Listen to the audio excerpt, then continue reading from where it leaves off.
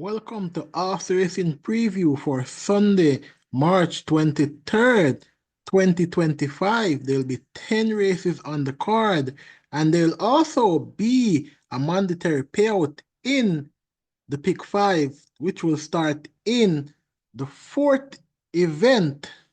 The feature event is split into two, Division 1 and Division 2. We'll see the return of Mahogany in that overnight allowance King's Plate event to be run over 7.5 furlong.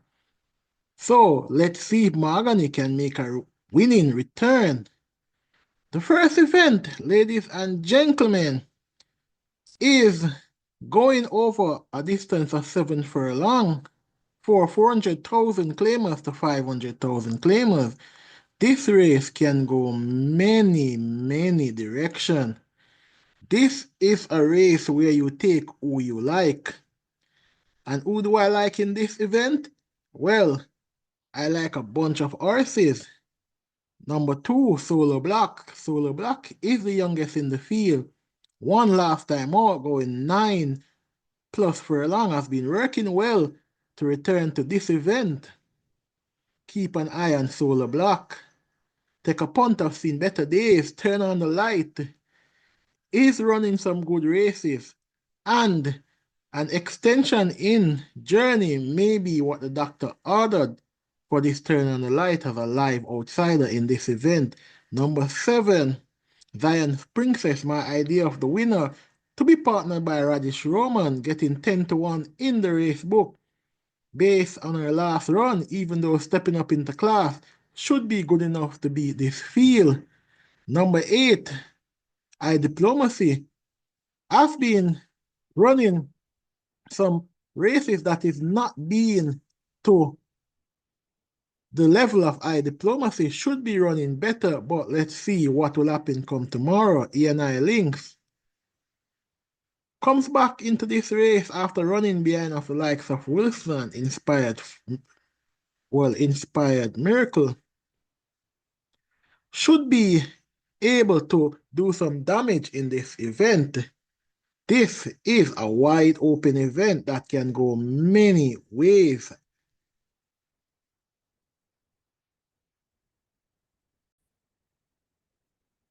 For this event, I'm taking number 7, Zion's Princess, to beat number 8, Eye Diplomacy.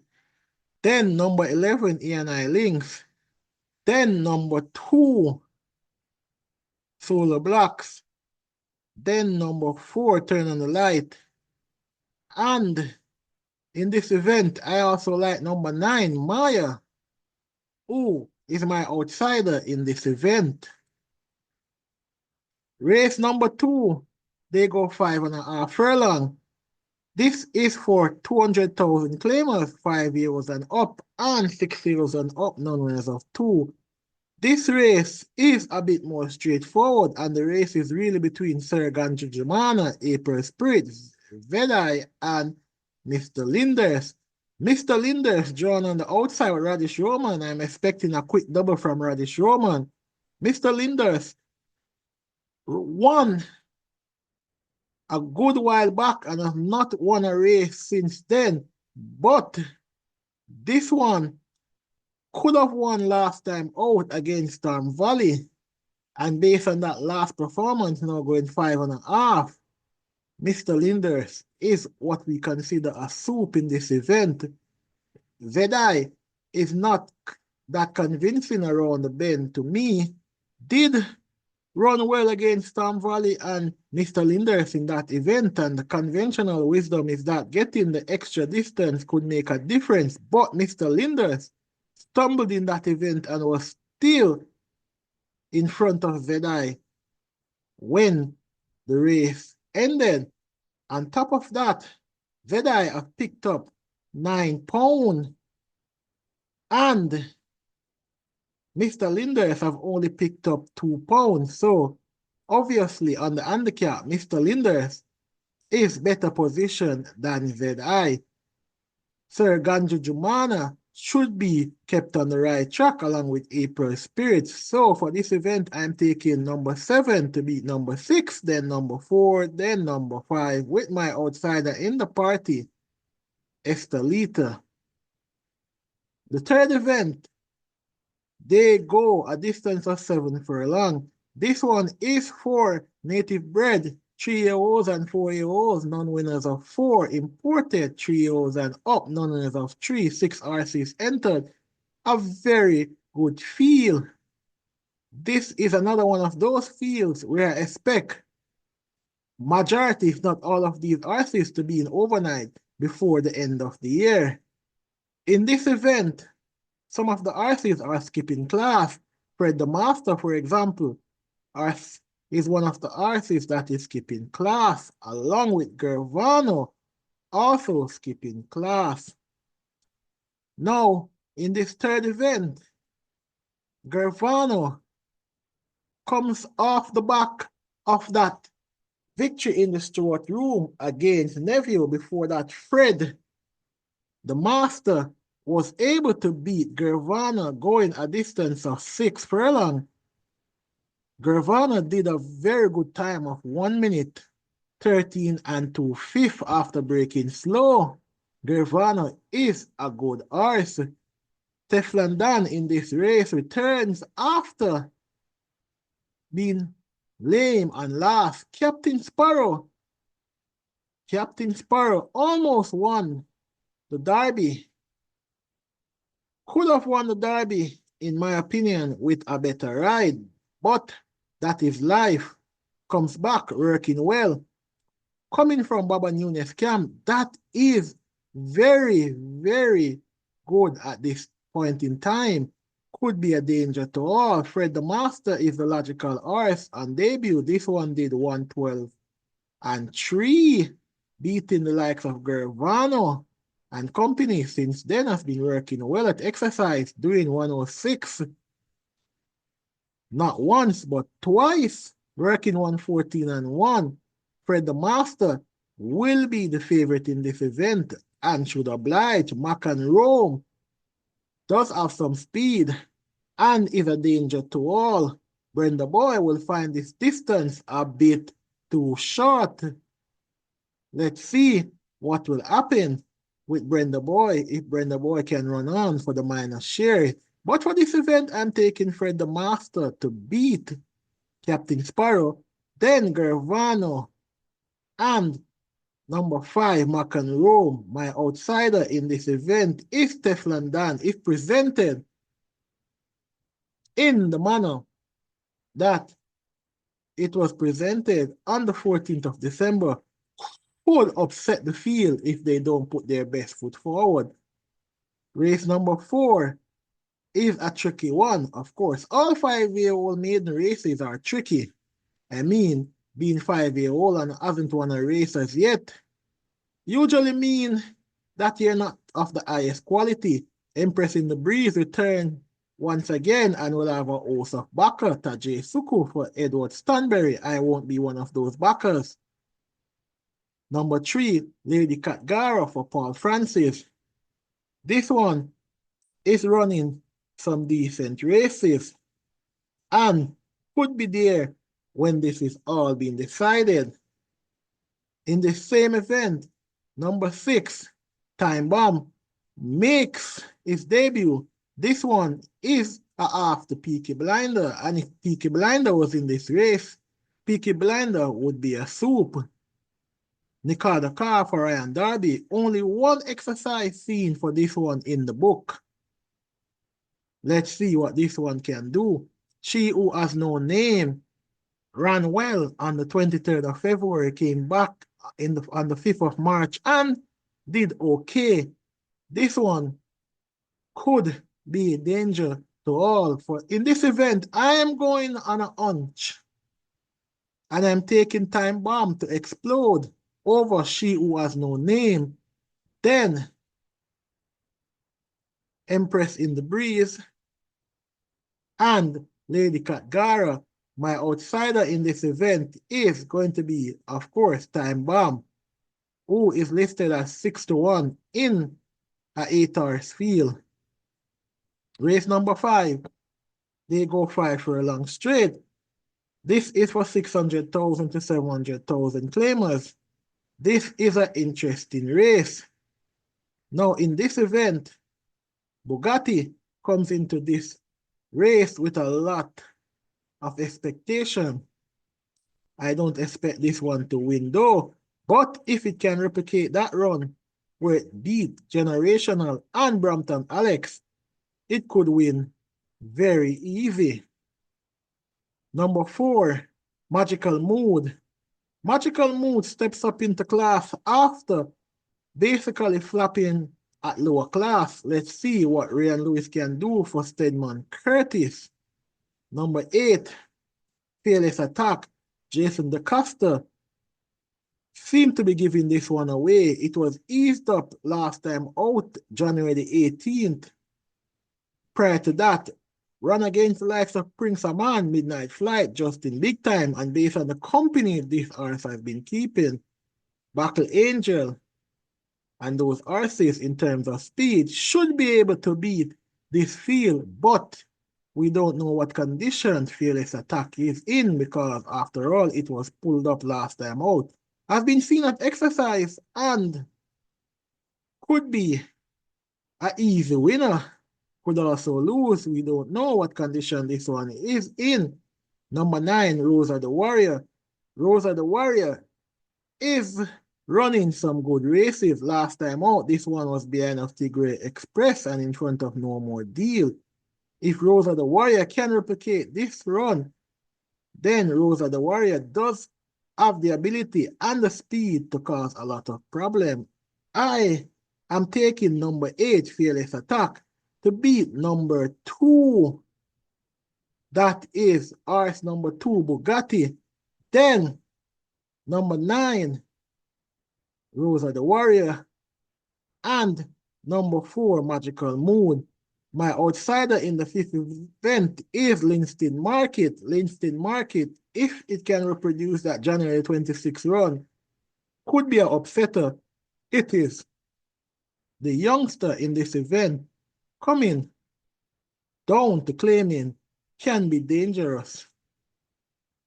Race number 6 is an interesting race. We see the rivalry between Propellant and Final Load being renewed.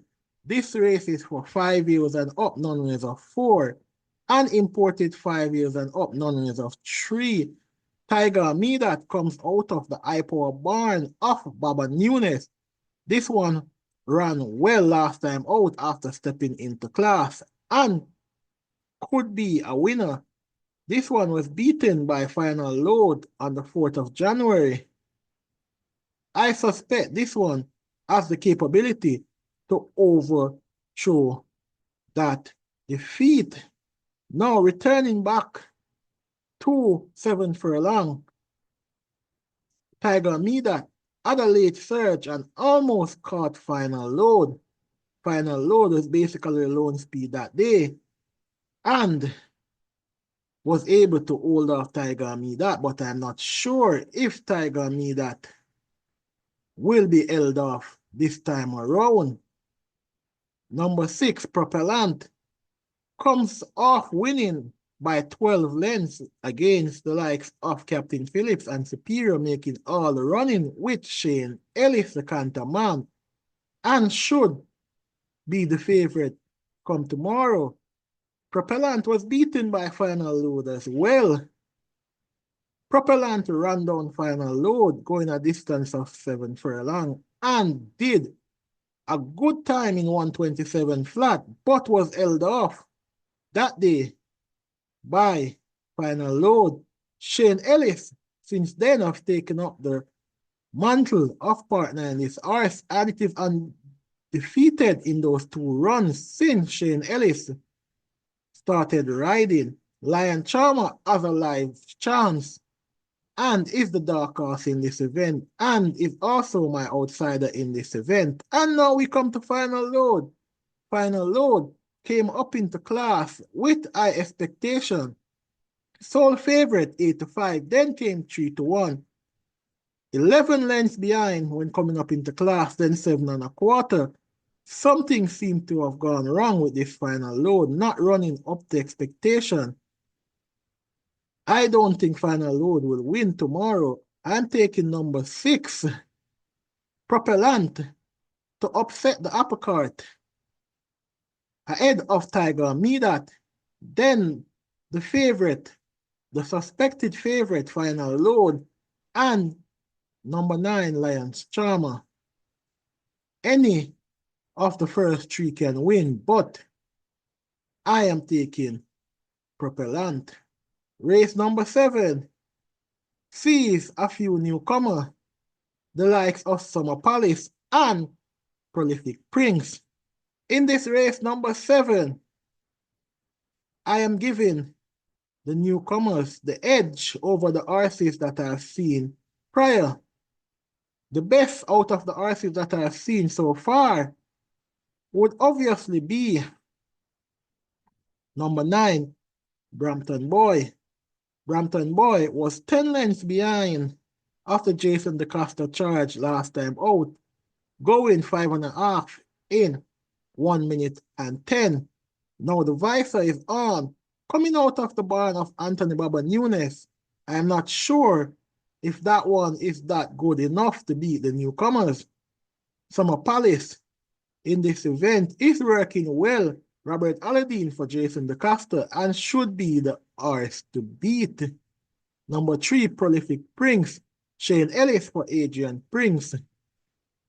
Now, this one is also working well.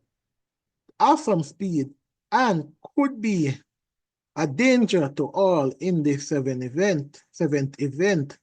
Bossman also working well. Ismael Velasquez or Peter John Passan.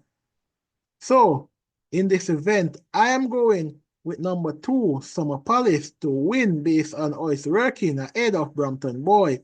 Number 9, then number 3, Prolific Prince, and then number 4, Bossman. We move on to the 8th event. This is the King's Plate Division 1. We see the return of Mahogany. This race has been narrowed down to 4. Divine Force hasn't won since the 10th of February last year. The blinkers off, the visor on, working well at exercise. Radish Roman will partner Philip Fiani. Let's see what Divine Force can do. Number 4, Mahogany will be all the rage. Won last time out in a time of 1:26 and 2. Now comes 7.5. Mahogany has been working at exercise well for his reintroduction. Going up into age though, so I'm wondering if Mahogany is still the Mahogany of old. If it is still the Mahogany of old, then Mahogany will win this one very easily. But if not, Mahogany can be beaten. I have not seen this one since last year, August. And I have not seen any exercise run to wow me. Working 130 easy, 131 and 116 and 1. This is not the type of work that will wow me up against a quality field, but maybe they're taking it easy with Mahogany at exercise. Now, in the same event, we have number 6, Neo Star. Neo Star is fit, working well, and could have won last time out had it not stumbled at the start, beaten by Geolytic by all of 13 lengths. But this one reared at the gate and stumbled out and basically lost the race at the start. Expect a better run from Neo Star. Horse number 10, Rainsville, is my idea of the danger to Mahogany in this race. Rainsville basically is coming down into class. Last time out did 59 and 3, beaten by the speedy Bootylicious, Atlantic Convoy, and Blue Vinyl, not his type of distance. So bear that in mind. Last time this one ran at the approximate distance. This one was beaten by Run Julie Run and Barnaby. If either of those horses were in this field, I would take them to beat Mahogany. This one also defeated Run Julie Run last year in October. Rainville is my dark horse and my outsider in this event and the one I will tip. Rainville ahead of Mahogany. Then number 6, Near Star, and number 2, Divine Force. Mahogany may just make me look silly for not tipping him to win, but I haven't seen this one since August. I am going on a hunch and taking Rainsville to win this one. Race number 9 is Division 2. This one is a trickier one than the 8th race. More competitive, but doesn't necessarily ask the quality of the first one, the Division 1. Now, in this event, I've narrowed down the race to number 2, Prince Aman. Yes, number 2, Prince Aman. 113 and 2 on last to win. Shows this one is improving. Prior to that, this one won on the 1st of January, 1 minute and 2/5. This one has won at 7-1 and then 19-1. Comes back here 25-1. This one doesn't seem to know his odds. This one doesn't care about odds. And this one likes to win as an upsetter. This is my outsider in the party. Number 5, Unspun. Unspun came up into class, running against Wall Street Trader and Share the Light, and showed that he is in fact the real deal. This one is working well and is a danger to all, and is my idea of the winner. Number 6, Power from Above. Matty Benny for Baba Nunes. Baba Nunes, stable, doing very well, and Power from Above is a good racehorse. Last 3 runs hasn't been the greatest of runs, but last 3 runs have been against better horses than these. Power from Above basically is getting a class relief, and last time this one ran at overnight allowance, this one won by 6 3/4, beating horses in this field to include Sistine Treasure. So make a note of that if you wish. Allegiance is also from the Baba Nunes camp. This one, a speed, came up into class and was all of 18 lengths behind of Wall Street Trader and Share the Light. I think this one have caught the pace of the field. That first run showed Allegiance that it needs to step up its game, and Allegiance could definitely step up its game. I'm taking number 5, Unspun, to beat number 10, Mojito.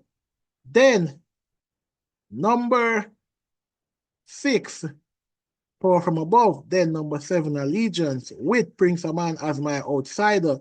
Mojito will sell favorite in this event. Mojito makes a seasonal debut and should be good enough to actually win this one. Working well on the outside, Mojito, well drawn, will have the LASIX administered once again. This one won going 6 furlong in a fast time of 1:12 and 3, and could easily beat Unspun. But Unspun is the fitter horse in terms of race fitness, as in run just last week and showed, well, week before, and showed how good it is. So I'm taking Unspun, the slightly lighter horse, to beat Mojito in this event. Race number 10, the final one. A very, very tricky one. Many horses, many ways this one can go. This one can go Princess Catalia, good filly. This is all for filly and mares.